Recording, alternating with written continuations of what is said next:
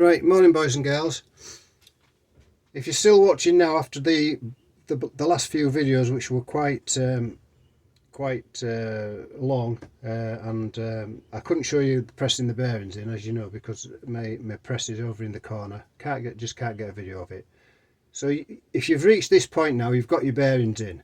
There is another measurement to check, and it's after you've got the main bearing pressed in, you'll find there's another thrust washer that goes on, and then there's a circlip that goes on. Now there is a measurement between the circlip and the thrust washer. This thrust washer is a selective washer, and that measurement there on mine is 0.003. That is the measurement. That's within the tolerance. So you will measure that, and if you're within them dimensions, then you're quite all right to carry on. Simply because it's confirming to you that that bearing is pressed into the case. If it wasn't in far enough, the gap between the circlip and the thrust washer that we've just measured, it wouldn't be there. So you would know that the bearing was not far enough in. So you would have to press your bearing in a little bit further, and then again check that measurement. There is a tolerance in your workshop manual, but I'm happy with the 0.003. I think it's up to 0.50. So you check your manual for that, and that will give you the exact tolerances. But that, I'm happy that there is a gap there. It's very tight, but there is a gap. I know that bearing is in situ, so I'm quite happy with that. We can now go. We've got our gearbox assembled, obviously now. Mainly the main components. Our lay shaft is in. We've pushed our dummy lay shaft out, and our lay shaft is in. We're now going to go on to selector forks, and I want to just show you a few things. How do you know if your selector forks are worn?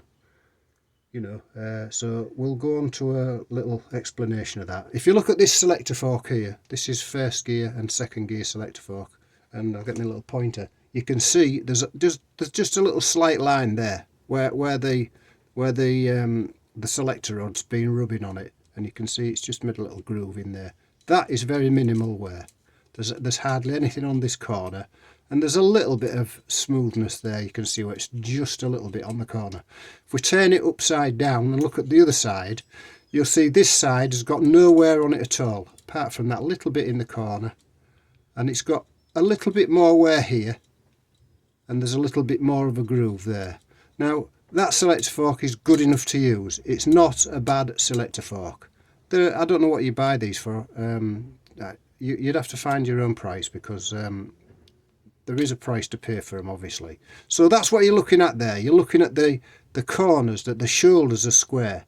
That one's got a slight wear, and all it'll do, it'll mean that your gear lever is a little bit more. There's a little bit more play in your gear lever. The gears will still select, but it just means that your gearbox isn't razor tight. But it's not going to be on if you're rebuilding one of these gearboxes. Your car's going to be probably as old as mine, which is about 45 years old or more. So you're talking about a lot of wear. So your choice would be, how much do you want to spend? Now, if I was to put new selector forks, new lay gear, new gears, the gearboxes that I'm building wouldn't be competitive. They would be too expensive for people to buy, because, as you know, 400 quid for a lay gear. If it costs you 60 quid if you can get the forks, 60 quid for each fork, that's another 120 quid. New gears are maybe another 70, 80 quid. You're talking, unless you was rebuilding your own gearbox, I'm not competent. I'm not convinced that me replacing everything with brand new would make the gearboxes worth any more. And people just don't want to pay that sort of money for them. So there you go. I'm happy with this gear selector fork, and that one's going in. Now that one's okay. I'm just going to find you a bad one. Where was the bad one? Those selector forks, you can see there's another two selector forks. Now the very minimal wear, there's very little wear on those shoulders. You can see there's very little wear on those. Those are all suitable to be reused again, and I will be reusing them. However, this one, if you look at this one now, you can see on this one, you'll see that it's well down. It's worn a groove, and this is all worn. This part is very, very shiny, so it's been It's had a lot of use. This one's had a lot of use, and it will still change gear, but the gears will be sloppy. It'll be sloppy on your gear change. There'll be a lot of movement in it, because your gear lever moves a little pin that moves it in here, and it moves it along, moves it around. Like your gear moves a little pin like this, and this little pin rubs like that. In fact, you can see, if you look on the back of this selector shaft, you can see it's quite shiny. This is a good selector shaft, actually. This is probably not the selector shaft that came with this particular gearbox. But the selector shaft, as you select the gear from this end, you move your gear stick backwards and forwards, left and right, twisting it.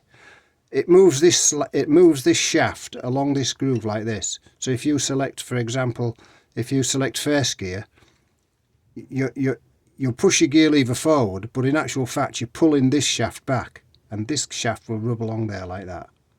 And then when you change to the next gear, if you're not going from second to third, if you're going from fourth to third, it will just go straight up. This is the fourth to third selector fork. So when you're not moving it from second into third, you're not rotating the gear lever. So this would be going straight up like so. And that's why that wears, because obviously second and third, it's getting a lot of use, because it's going backwards and forwards. Then it's moving along, going to this gear further along here. So it's going like that, and it's moving along like that. And this is the other gear for selecting the other gear. This would do the same, but further along the gearbox. So I'll show you that. I'll show you that when they're all in place, because it's easy to explain. So that is not going to get used again. It's quite good on this side, you can see. It's quite good on this side, because there's nothing touching on this side. You know, it's just riding in the gearbox. But this side's had quite a lot of use. Now, that could be used again, but it wouldn't be prudent, because anybody who's buying the gearbox would get the best selector forks that I've got put in, and then the next gearbox comes in, and until such time as I've got no good selector forks, then I will have to buy a selector fork to fit in it. So that's what we get. So, and I can compare it to a good, let me find you a good selector fork, and I can hold the two back together. Now you can see the difference. It's the same selector fork. So you can see one there, it's really, you can see the difference. Look, one's quite worn and smooth, and this one in particular is quite worn and smooth and shiny. This one's had very little movement on it. Look, it's not had an awful lot of use. This is probably a low mileage car, come out with something that's maybe not being used, or maybe only used on a Sunday, or it could have had a rebuilt gearbox at some point. Just because your car's 50 years old doesn't mean to say somebody hasn't in the past rebuilt the gearbox. So it's not a surprise at all that when you strip a gearbox down, you find that there's not very much wear on the selector forks. See, that's not far off as good as a brand new selector fork. So I'm quite happy to use that. There's nothing wrong with that. You wouldn't get I doubt very much whether you would get a better gear change with a brand new selector fork. That is as good as that. So you do come across gearboxes that have been rebuilt in the past. So that's what you're looking for. A bit boring, I know, but you need to know the difference between a good. Now that one's an intermediary look, so you can see that one's really good. This one's a little bit more on the shoulders, just a little bit more on the shoulders. Nothing on that side, very minimal on that side. So both these forks are good to use again. However, this one wouldn't be used again. That would just go in the junk, because it's really not prudent to use that one again. So if your fork's somewhere like that, then I suggest you would buy a new selector fork. If it's something like these, or in between these, or better in fact, then you're quite happy to use those. The other point of wear, I know it's a boring when we're talking about wear patterns, but if you don't know what you're looking for, you might put a bad selector fork in. This is where it rides in. It rides in the. This is where it rides in the synchro. It sits in there like so, and as you slide the gear, the the gears is moving along here like this. So the next point of wear would be to look for is on the bottom of the forks, and there isn't any wear on there at all. Little bit, really little tiny bit on the shoulder there. So that would be a little point to look for. Or the fork could be bent. It might have been bent. One of your forks could be snapped, but it's highly unlikely. More likely to be bent, where people have tried to rave it into gear. I think these are bronze. They're not brass. They're bronze, or yeah, I think it's bronze. But anyway, so that one sits in there like so, and that when you select a gear, the synchro hub will push it off and push it off. So that's your point of wear. So hopefully you're still awake. We haven't bored you, and I'm not going to give you any more today. I think you've had a little lesson there on what to look for on your Selector Forks. Please give me a thumbs up if you're liking these videos. I know people are watching the videos, but you know, I'm not getting them. I don't know whether people are enjoying them or whether they're not enjoying them. So give us a thumbs up if you like them, and we'll carry on with the rebuild of this gearbox. We've got the tail shaft is all cleaned up, ready to go. That's all good to go. We've got the gasket set that came with the kit. We've got everything all ready now, assembled. We've got our Speedo drive, so I don't have to mention it tomorrow. Your Speedo drive. Examine your Speedo drive, and it should be nice and free. It should be nice and smooth. Shouldn't be no teeth chipped out of it. It's plastic, so it rides on your Speedo. So if you've damaged this, then it won't drive this. If this is damaged too much, you won't get a working Speedo. So we can basically, it's simple as that. Put some assembly lube in there, and we'll fit that into the tail shaft here. But we're just looking for just general wear on there, and there isn't any. This is a good one.